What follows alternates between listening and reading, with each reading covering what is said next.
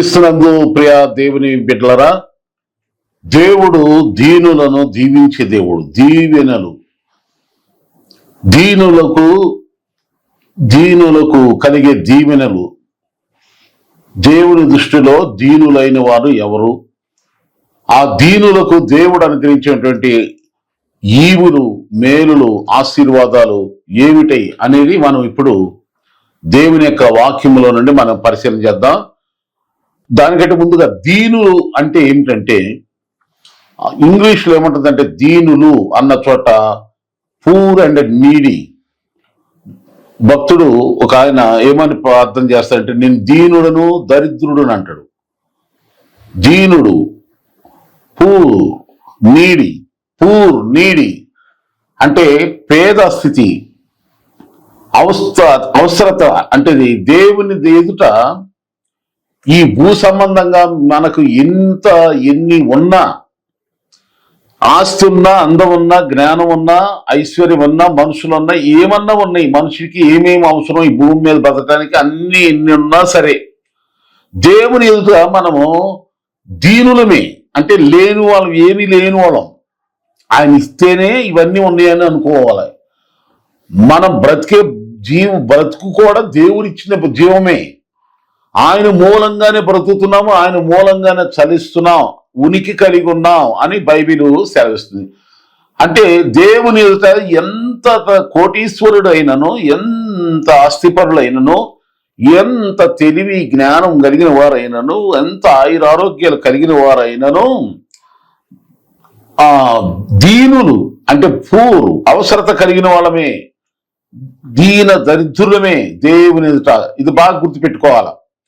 చూడండి, లోకంలో ఏమైనా ఆస్తి నాకేమి పర్లేదు, ఆస్తి ఉంది, నాకు తిన్నంత ఉంది, నీకు సంవత్సరాలు సరిపడినంత ఉంది, నాకేం కాదు, ఎవరితో నాకు పని ఏంటి అన్నట్టుగా ఉంటారు మనుషులు ఎదుట చాలా మంది. ఇది అందరికి తెలిసిన సత్యమే. కానీ ఒకవేళ నువ్వు మనుషుల ఎదుట అలా ప్రవర్తిస్తే అది వేరే విషయం. కానీ దేవుని దగ్గర నీవు నాకు ఏమీ లేదు, నేను ఎన్నిక లేని వాడిని, దీనుడును దరిద్రుడును అన్నట్టుగా మనము మన యొక్క విధానం, మన బిహేవియర్, మన ప్రవర్తన ప్రతి ఒక్కరికి అలా ఉండాలి.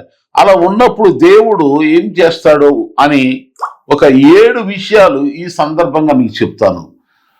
దీనులపై దేవుని దీవెనలు, దీనులపైన దీనుల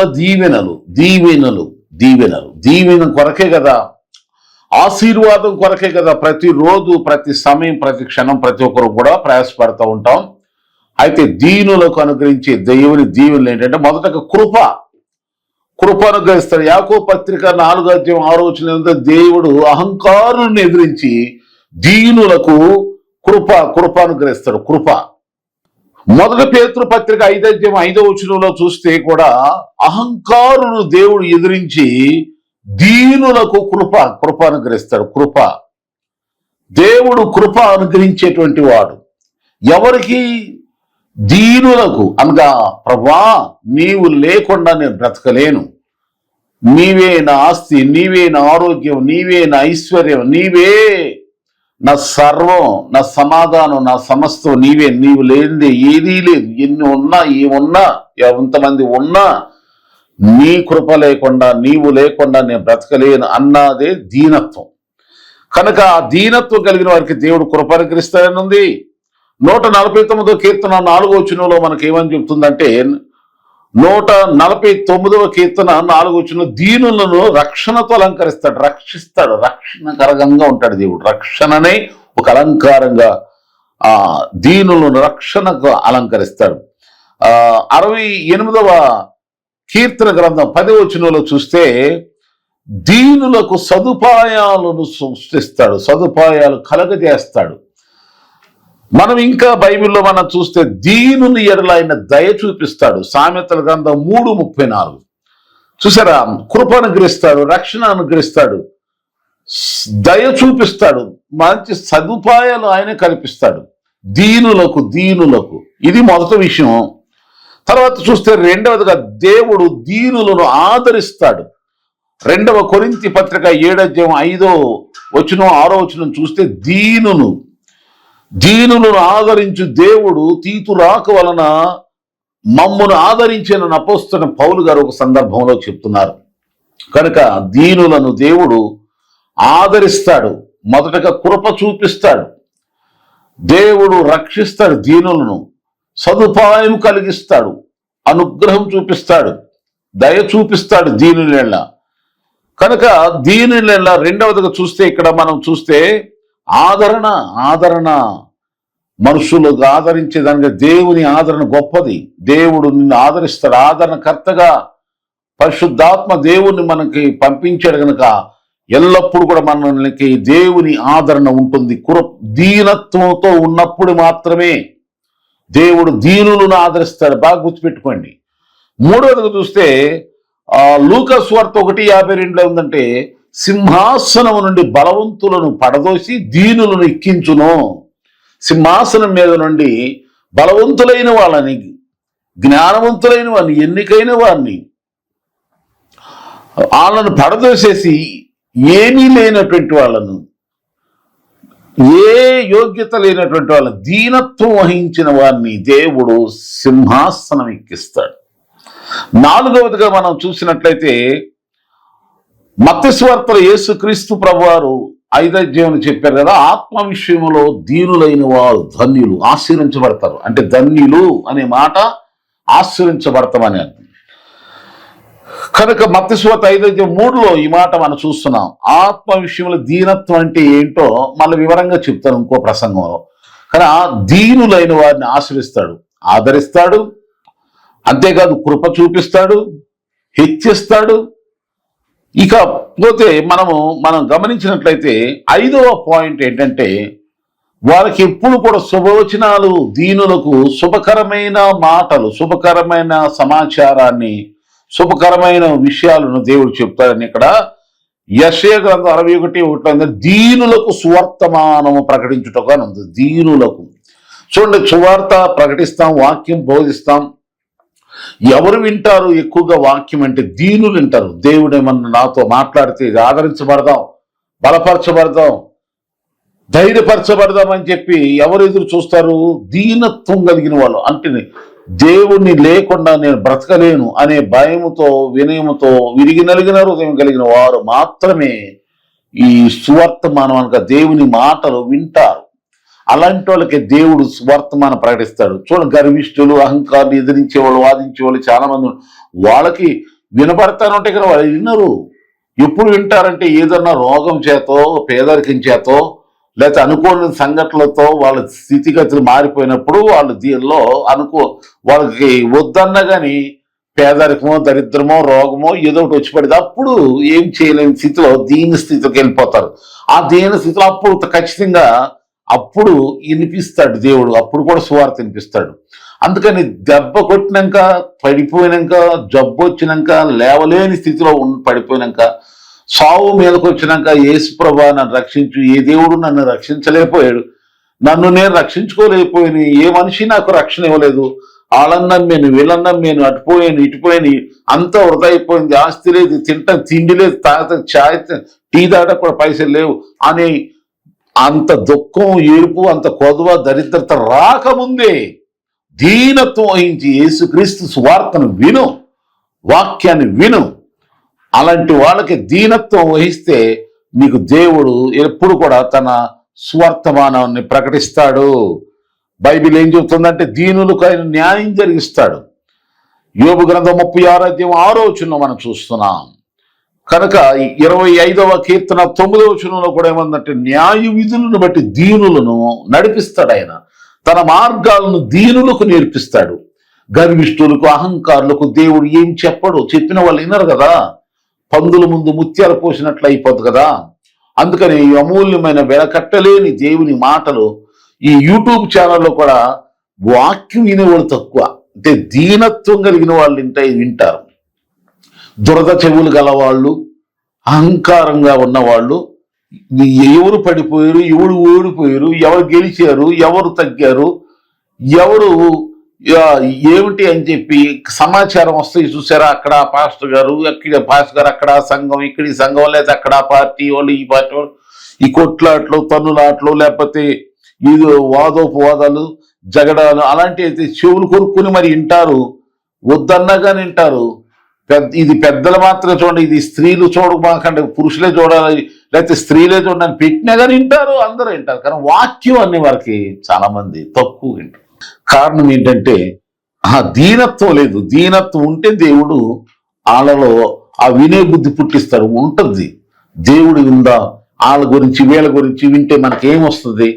ఆ వాదనలు ఈ వాదనలు వింటే ఏమొస్తుంది? వాళ్ళ వ్యాజ్యం వీళ్ళ వ్యాజ్యం, వాళ్ళు పడిపోయారు వీళ్ళకి గెలిచారు, ఇవన్నీ మనకి ఏమి లాభం వస్తాయి? వాక్యం విన్నాం అనుకో విశ్వాసం కలుగుద్ది, వినటం వలన విశ్వాసం కలుగుద్ది. ఏదైనా కొన్ని విన్నా కొద్దిగా ఏదైనా కనీసం ఒక 100 మాటల్లో ఇంటే 10 మాటలన్నా మనకు గుర్తొస్తాయి, మనకి ఏదైనా మేలు చేస్తే. ఎందుకంటే వాక్యం బ్రతికిస్తుంది, వాక్యమే మనల్ని నడిపిస్తుంది, వాక్యం చేతనే మనం బలపరచబడతాం, అన్ని విషయాలు ఆశ్రయించడం. వాక్యమే దేవుడు, దేవుడే వాక్యం గనక దేవుని న్యాయం ఏదో మనకు తెలియటానికి వాక్యాన్ని విందామని చెప్పి అనుకునే వాళ్ళు దీనులు. ఆ దీనులకు దేవుడు ఎప్పుడు కూడా శుభ సమాచారమే ప్రకటిస్తాడు. పిల్లల విషయంలో, బయట నీవు చేస్తున్న వ్యాపారం, వ్యవసాయం, ఉద్యోగ విషయాల్లో నలుదిశల నుండి శుభకరమైనటువంటి సమాచారాలని దేవుడు నీకు అనుగ్రహిస్తాడు, న్యాయం చేస్తాడు, తన మార్గాలను దీనులకు నేర్పిస్తాడు. కనుక బాగా గుర్తుపెట్టుకోండి. ఇకపోతే 6వ పాయింట్ ఏంటంటే సంతోషం. దీనులకు సంతోషాన్ని దేవుడిస్తాడు. యెహోవా యందు దీనులకు సంతోషము అధికమగును, మనుషులలో బీదలు ఇశ్రాయేలు యొక్క పరిశుద్ధ దేవుని యందు ఆనందించెదరు. యెషయా గ్రంథం 29వ అధ్యాయం 19వ వచనం. చూసారా? 6వ విషయం ఏంటంటే సంతోషం. దీనులకు దేవుడు సంతోషం ఇస్తాడు. దీనులైన వారికి తగ్గించుకుని దీనత్వంతో జీవిస్తాడు. యేసు ప్రభువు ఏమన్నారు? నేను దీన మనసు గలవాడను. దీన మనసు ధరించుకోండి ఎదుటివాని ఎడల. అలాంటి వారికి ఎప్పుడు సంతోషమే ఉంటుంది. గర్విష్ఠులుగా, అహంకారులుగా, పొగరబోతులుగా, ఏదో ఒక విధమైనటువంటి గర్వశాస్త్రతో అహంకారయుక్తంగా జీవిస్తా, అది ఎవరికీ మంచిది కాదు. అది అలాంటి వారికి ఎప్పుడు కూడా దేవుడు సంతోషాన్ని ఇవ్వడు. వాళ్ళు బలవంతంగా సంతోషం పొందుకున్న అది కొద్ది కాలం మీద లాగేస్తాడు దేవుడు. కనుక దీనులకు దేవుడు సంతోషాన్ని అధికం చేస్తాడు. వాళ్ళు ఎప్పుడు ఆనందంగా ఉండేలాగా, దేవునిలో ఆనందంగా ఉండేలాగా, ప్రార్థనలో ఆనందంగా ఉండేలాగా, చర్చికి వచ్చేటప్పుడు ఆనందంగానే ఉంటారు వాళ్ళు. అలాంటి ఆనందాన్ని దేవుడు దయచేస్తాడు. 7వదిగా చూస్తే మన దేవుడు ఎప్పుడు కూడా బాగా గుర్తుపెట్టుకోండి, యేసుక్రీస్తు ప్రభువారు ఎప్పుడు దీనులకే దేవుడు, దీనుల దేవుడు. చూడండి 136వ కీర్తన 23లో ఏముందంటే, మనము దీన దశలో ఉన్నప్పుడు ఆయన మనల్ని జ్ఞాపం చేసుకొని ఆయన కృప నిరంతరమును. దీన దశలో ఎందుకు గుర్తు చేసుకున్నాడు దేవుడు అంటే, వాళ్ళ దీన స్థితిని బట్టి, కరువులను బట్టి, రోగాలను బట్టి, కష్టాలను బట్టి, బాధలను బట్టి దేవుని దగ్గర అంగలార్చి ఏడ్చి మొరపెట్టి మూలిగినప్పుడు దేవుడు వాళ్ళకు ఆయన తన కృపను చూపించి, అంటే జ్ఞాపం చేసుకునేను, ఆయన కృప నిరంతరమును అని అంటున్నాడు. అవును, మన దేవుడు ఎప్పుడైనా గుర్తు చేసుకున్నాడు, నువ్వు సింహాసనం మీద ఉన్నావు కనుక, రాదు అయ్యావు కనుక, డబ్బు ఉన్నవాడు కనుక, అందంగా ఉన్నావు కనుక, ఆస్తిపరుడు కనుక, ఏదో నీ చుట్టూరు కొన్ని 100 మంది, 1000 మంది, లక్షల మంది ఉన్నారు కనుక, మనుషులందరూ నిన్ను పొగుడుతున్నారు కనుక నన్ను దేవుడు కూడా మెచ్చుకుంటాడా? ఇప్పుడు అనుకోమాక. మనుషులలో ఘనంగా ఎంచబడింది దేవుని దృష్టికి అసహ్యం. దేవుని దృష్టిలో నీవు దేవునికి ఇష్టంగా జీవించు, దేవుడు మెచ్చేలాగా బ్రతుకు. బైబిల్లో ఒక మాట చూపిస్తాను చూడండి. యెషయా గ్రంథం 57:15 ఏముందంటే, యెషయా గ్రంథం 57:15 ఏముంటుంది అంటే, మహాగణుడును, మహోన్నతుడును, పరిశుద్ధుడును, నిత్య నివాసి అయిన వాడు ఇలాగ సెలవిస్తున్నాడు, నేను మహోన్నతమైన స్థలములలో నివసించువాడును, అయినను వినయము గల వారి ప్రాణమును ఉజ్జీవింపజేయుటకును, నలిగిన వారి ప్రాణమును ఉజ్జీవింపచేయుటకును, వినయము గలవారి యొద్దను, దీన మనసు గలవారి యొద్దను నివసించుచున్నాను. అర్థమైంది కానీ దేవుడు ఎవరి యొద్ద ఉంటాడు? దీనుని యొద్ద నివసిస్తాడంటండి. నీ ఇంటిలో ఉంటాడు, నువ్వు ఎక్కడ ఉంటే అక్కడ ఉంటాడు. ప్రయాణములు ఉంటే, పనిలో ఉన్నా కానీ, ఎక్కడ ఉన్నా సరే, ఆఫీసులో ఉన్నా సరే, ఎక్కడున్నా దీనుల పక్షంగా దేవుడు ఉంటాడు. దీనులతోనే ఆయన నివాసం చేస్తాడు. కాబట్టి దీనులకు దేవుడు అందించి 7 విషయాలు మీరు మరలా వినటానికి ఈ మన మెస్సియా స్వరం యూట్యూబ్ ఛానల్, మెస్సియా స్వరం యూట్యూబ్ ఛానల్, ఎంఎస్ పీటర్ నా పేరు, నా ఫోన్ నెంబర్ 9849607739. కనుక ఈ ఛానల్ని మీరు సబ్స్క్రైబ్ చేసుకోండి. సబ్స్క్రైబ్ చేసుకుని లైక్ చేయండి, కామెంట్ కూడా చేయండి. కామెంట్ కొన్ని మీ ప్రార్థన అవసరం ఉంటే కూడా నాకు అక్కడ కామెంట్ బాక్స్లో పెట్టండి. అలాగే మీకు ఈ సందేశం మీకు ఆశీర్వాదకరంగా ఉంటే మీరు నాకు ఈ పరిచయంలో తప్పకుండా సహకరించండి. వాక్యం వినండి, వినిపించండి, అందరికి షేర్ చేయండి. షేర్ చేస్తే ప్రతి ఒక్కరు వింటారు. వాక్యం వినండి. పనికి మాలిని మనకు ఎట్లాంటి ఉపయోగం లేని అనవసరమైనటువంటి అది ఏ సంగతులైన చర్చి పాస్టర్లో ఇంకా ఏదైనా సరే మనకి వినిపించడం వినమాకండి. దేవుని మాటలు వినండి. దైవ దీవులకు పాత్రులు కండి. దేవుడు మిమ్మలను బహు సమృద్ధిగా మిమ్మల్ని ఆశీర్వదించును గాక. మీ ప్రార్థన అవసరం కొరకు నాకు ఫోన్ చేయండి. May God bless you all. Praise the lord.